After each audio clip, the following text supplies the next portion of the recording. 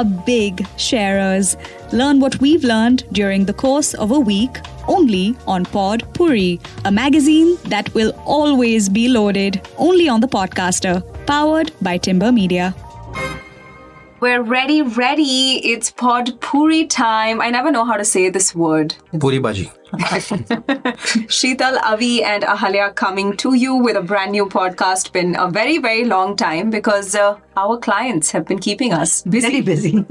You know, one of the pegs of this series when we first thought about it was that we are the Podcasters for India Inc. and we work with so many different clients and we find out so many different things over the course of 1 week. Right.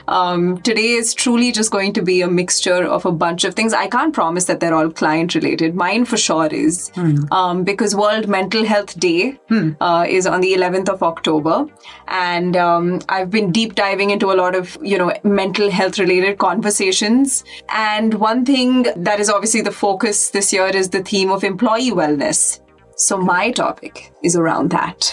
Interesting, because, I've been reading that there's a lot of fatigue in people over all things wellness, well-being, etc. after COVID. One of the ratings one of our clients told us of content that people want to consume at the workplace, one of the ratings showed up wellness, the bottom of that list. Do you remember that? I remember that. The other thing is I do have to sort of preface it with the context of the time that we're recording this podcast, because obviously employee wellness has come under a big microscope because of a certain event. Yeah, events actually in recent times. Yes, exactly. Mm-hmm. And it's interesting to see where people's priorities lie, because it's not that people don't want employee wellness benefits, of course, but it's the areas and the ways in which those benefits actually have a tangible impact on them that determine whether they will be successful or not. Right. So I came across something called an LSA, which is a lifestyle spending account, which companies have. So it's basically an amount of money that is set aside, a corpus that they can then allot to different employee well-being initiatives. I'd like to see how that allotment happens. It's very, these things look very nice on paper, but then if you try to figure out how they're probably going to decide whose lifestyle expense is more worthy of cutting them a check. Yeah. Problematic, right? I don't know, but yeah. And I know that it's not going to happen in India anytime soon. Yes, that is true. That is true. You can barely pay proper checks on time. Avi had one very interesting fact that he threw up when I brought up LSA. Yeah. What was it? So a lot of these Japanese jails and prisons, right? When you look at them and when you see them on TV and stuff, it looks better than, most offices. More comfortable. Let's send you to Japanese jail. I don't mind. What and the would food. be your crime? What would be your crime? I just go hand myself in, That's correct. Knitter somewhere. That's probably going to be your crime. So these LSAs often cover things like exercise equipment, gym memberships, home office equipment, because a lot of companies who offer remote work, so you can actually, as an employee of that company, use that money to buy yourself like a sun lamp or something that will alleviate your mood during the day. Family wellness, student loan repayment. So this is like the scope of work, right? Under an LSA. Scope of expenditure under an LSA. But here's something that I found very fascinating. While most LSAs are set aside to boost productivity, to improve overall well-being. By the way, this is all from a survey that was conducted recently at the beginning of this year. It also, is targeted at increasing job satisfaction, effectively attracting and retaining talent. But the thing is, the talent, over 2/3, 68% of people who responded to this survey said that they would prefer to discuss stress and anxiety at work with a robot rather than their manager. Okay. And an even higher percentage would be open to having a robot therapist or counselor, which I found extremely telling. Open to a robot counselor? I mean, instead of a real human? Is Exactly. That just a... Hashtag first world problems. But that's quite crazy, right? My point is that employee wellness has come under the spotlight. It's a big conversation. It's the theme of this year's World Mental Health Day observance. And yet I feel like no one has accurately figured out the solution to this entirely. And LSAs are great. Employee benefits, wellness benefits are great. But I think surveys and feed forward is probably the best way to go to understand exactly what people are looking for and what will truly make them happy. This reminds me of way back, about 10 years ago or so. One of our early clients came back to us and said, hey, why don't you have some celebrity guests on the internal radio show? So we said, okay, we can try and see, but nobody's really, Amitabh Bachchan is not going to pick the phone up. If I say, hi, this is Timber Media, he'll say who, right? And what for, etc. I mean, if he picked. But soon after this, like for about a week or two, we were trying to figure out, if somebody has a roster of these celebrities, all of that. Doesn't happen. And then the client calls us back and he says, you know what, hold on to that thought because the increments were just announced. And we don't want to be in a position where people come back and say, oh, all right, so you have a celebrity on the podcast. Likely you paid them some money to, even if you didn't, likely you paid them some money. And if you had money for that, how come you did not have money for an increment? So the idea of celebrities was shelved, which is good for us because it was a nightmare to actually source one for just this sort of purpose. If you had called Amitabh Bachchan, I'm sure he would have come. We are big sharers. Learn what we've learned during the course of a week only on Pod Pourri, a magazine that will always be loaded only on the podcaster. Powered by Timber Media. So imagine there's an LSA and it's this like limitless fund, right? What is the one thing you would ask for if you had access to an LSA? Actually tough one, right? Because then you start to think about what is my responsibility and what is a company's. But if I can ask for anything, then I'd probably send all of my bills to the end. Yeah. Why would I, bother to discriminate, right? Because fair enough. Yeah. Except for maybe a soft pillow for comfort at night is company's problem because then if I sleep well, I'm productive at work, right? Exactly. So there's nothing that doesn't tie back into productivity at the workplace if you look at it. It's interesting to see how much responsibility is now being put on the workplace and like the executors of the workplace. Yeah. I find it fascinating. And as it should be, because I think the workplace is where you spend a significant portion of your waking hours. And then in that case, the workplace must commit to everything that makes you comfortable and happy and everything. So on paper, it is the right thing to do. But in execution, I think there are lots of loopholes because then there are lawsuits to think about, right? Also, do you think it's like a generational thing? Like, it's more prevalent with Gen Z or Gen Alpha? He just points his hand only to me. Do you think it's a generational thing? And then asks me the question on the other end of the spectrum. But you know what? I've always wondered, and I've come to this realization. I'm completely off the mark, but I think Gen X is likely to be the best, possibly the most tolerant. Exactly. Of all generations, simply because you come into a space and then your ideas are being challenged, but you don't want to be that person who says, I refuse, because that was that was the generation before me, that I will not wrap my head around LGBTQIA+, right? So I want to be the person who says, I can do this, I can understand what this is, although that's not how I grew up, right? That was not the context, the social context that I am familiar with. So what happens is you can throw anything at us and we'll say, all right, fine, I think that should be all right. And we used to treat floppy disks like DVDs. 1.4 MB of space. Yeah. It was all you took for happiness. Wow. Yeah. That's adorable. Yeah, it's a deep statement. I was really trying to unpack that. Because I was like, what is that? Do you know what a floppy disk is? Yeah, I know what a floppy disk is. I made my dad. By the way, to Gen, you were Z, right? Gen Z. I made a pen stand for my dad with old floppy disks. You know what? We should call this the XYZ podcast. Maybe. All of them here in this room.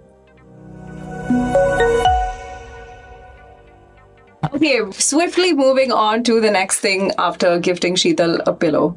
So, my story this week is a bit of a sad story with a happy ending. So, this issue is about this paralyzed man who purchased an exoskeleton for $100,000. I mean, the fact that he could afford an exoskeleton worth $100,000 itself is a big thing. But the problem arose when 10 years later, he approached the manufacturer for a repair because a small part had malfunctioned. And the worst part is the manufacturer actually refused his request for help, saying that it was out of warranty and stuff like that. So I think the broader theme that I'm trying to bring out is how people like us become hostages to corporate policies and stuff like that, and where even simple issues are not addressed because of corporate high-handedness. And as the story went along, they discovered that the issue was a very minor one. Only a $20 battery had to be replaced. Even that, the manufacturer couldn't do anything. And fortunately for this paralyzed guy, the media took note of this and created a huge public outcry.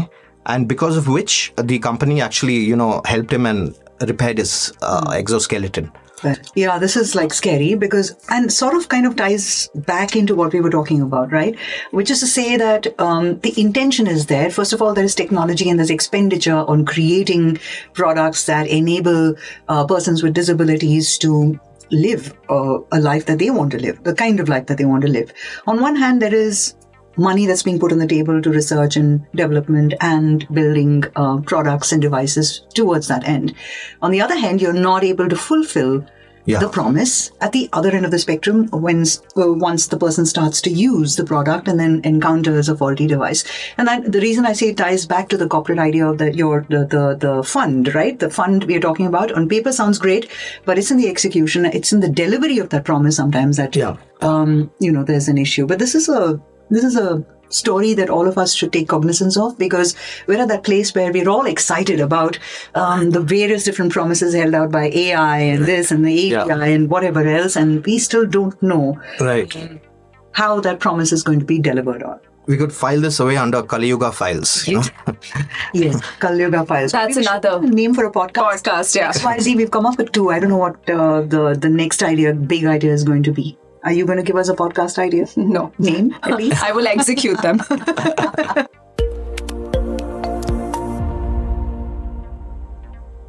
Okay, moving on to... Softer things, nicer things. Okay. Dolls. Let's talk dolls. Dolls. Love that. Look at Avinash's face. Suddenly he's like, what kind of doll? It's not the one I'm thinking. Right. No, it's not the one you're thinking of. Okay. It's that time of the year, right, when you see a lot of newspaper articles, a lot of content on social media. I just woke up this morning to a beautiful reel of a fantastically done golu in somebody's house. And then again, as is the case with most things you consume on social media, they're hardly ever connected, right? So I get this message from a friend of mine who sends me this Barbie's first ever Diwali doll, which Anita Dongre co-created, sells out mere days after launch. For what? For $40. So this is the price. My God. It came out on my birthday, by the way, 4th of October. $40 for a Barbie doll? Exactly, an Indian Barbie, a Diwali Barbie. And this is in the US, by the way. And then Mattel has apparently said that this doll celebrates India's cultural richness with a worldwide audience and all of that. It's released in the US. We've always had our Barbies with the Choli. That's nothing new for us. Yeah. But this is the official, Diwali kind of a release, I'm guessing. And then I scroll down and then I see this other mention of another brand that I came across about 5 to 7 years ago, maybe more. Because again, I grew up at a time when you didn't have skinny dolls like Barbie. You just had the fat ones. I'm sorry to use that word. I don't mean that as a derogatory word to anybody. I'm sorry. It's minefield, right? I'm getting into. Yeah. But yes, American Girl is that brand, and they have a line of dolls that are these 18-inch dolls. So they're really big. And they are regular dolls, like regular is good. That's regular, the correct word. Regular. Sorry. Normal. All right. No, that's a fair word is my point, because Barbie is for sure not. Oh yeah, fair. See, conversation is a minefield. Yes. But so American Girl turns out also released an Indian American focused doll called Kavi Sharma. I think it was in 23 that they did this, and it was the Girl of the Year doll. So they have this Girl of the Year doll releases that are available only for that year. But then I go and check. It's actually available on the website. It's 2024 for a discount, 40% discount or something. So $75 you can get yourself Kavi Sharma. But Kavi's released spawned again a media debate on the color that they'd chosen for the Kavi doll. it was not too dark. It was a light olive. And so were the makers, whether they'd even thought of what colorism in India is all about, because parents are more likely in a place like India to buy a fairer looking doll than a darker looking doll. Were they oblivious to the message that they send out to this group of people on a lighter skin, a lighter olive, if you know what I mean, for Kavi? And then there were whole other, question marks that were raised on, the choices they had made with this particular doll. And so this doll saga somehow, from Golu to this random post on Anita Dongre inspired doll to American Girl brings back this conversation about what interesting times they are that we live in, because it's difficult to even now purchase a doll without looking at what it really means and represents to a bigger audience or someone else out there in the world. American Doll, for whatever it's worth, has been committed to diversity, inclusion, and they have a bunch of dolls that look different. You can customize your dolls to have fair skin, dark skin, light hair, green eyes, brown eyes, whatever. But a simple idea like a doll represents so much more, and also brought me, then I was reading about this Golu stuff and I came across these Marapachi dolls, which are you're meant to have, like in a Golu set, you normally have a pair of these rosewood or sandalwood or teakwood made dark dolls. They are usually extremely dark in color. Husband and wife pair. Again, there you go. You're assuming a certain heteronormity to relationships, which might have not existed in the old days, but nevertheless.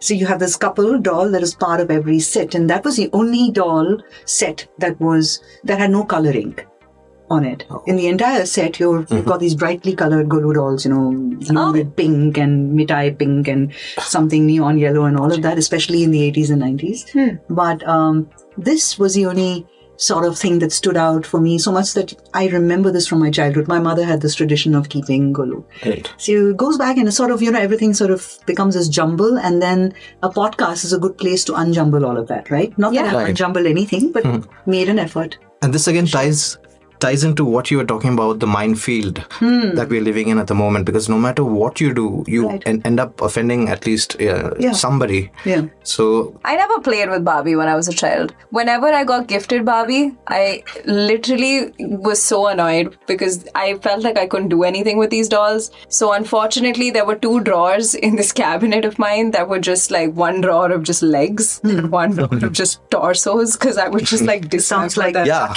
same here. Wait, who was gifting you Barbie? No, I used to dismember my sister's doll. I was like, there has to be something more to this. Gifting you Barbie dolls is not the question to ask him. Progressive people were gifting him Barbie dolls. Correct. But then he broke them, so their liberal hopes were crushed immediately. We are big sharers. Learn what we've learned during the course of a week only on Pod Pourri, a magazine that will always be loaded only on the Podcaster, powered by Timber Media.